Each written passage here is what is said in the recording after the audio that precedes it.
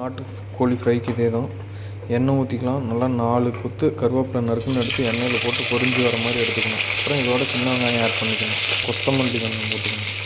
சின்ன வெங்காயம் ஒரு 50 கிராம், 1 டீஸ்பூன் உப்பு போட்டுக்கிட்டு நல்லா பரட்டி விட்டுக்கலாம்.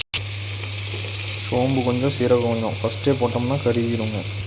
இஞ்சி பூண்டு பேஸ்ட்டு நெல்லிக்காய் அளவுக்கு. இஞ்சி பூண்டு ஸ்மெல்லு போனதுக்கப்புறம் ஒரு தக்காளி போட்டு பரட்டி எடுத்துக்கணும். கறி masala 1 spoon, chicken masala 1 spoon, நல்லா பெப்பரு. கிரேவிக்கு எப்பயுமே பெப்பர் போட்டு பண்ணால் நல்லா டேஸ்ட். நல்லா ஆயில் விட்டு ஒரு பேக்கெட்டு போட்டு எடுக்கணும். இந்த கறி குழம்புல மேலாவில் இருக்க எண்ணெயெல்லாம் எடுத்து இந்த கிரேவி கூட ஊற்றி நம்ம செஞ்சால் சூப்பர் டேஸ்ட்டாக வருங்க. நல்லா இந்த மாதிரி எடுத்துக்கிட்டு மிக்ஸ் பண்ணிவிட்டு கறியை ஃபில்டர் பண்ணி இதில் போட்டு தாளிக்க வேண்டியதும். ஃபைனலாக பெப்பர்,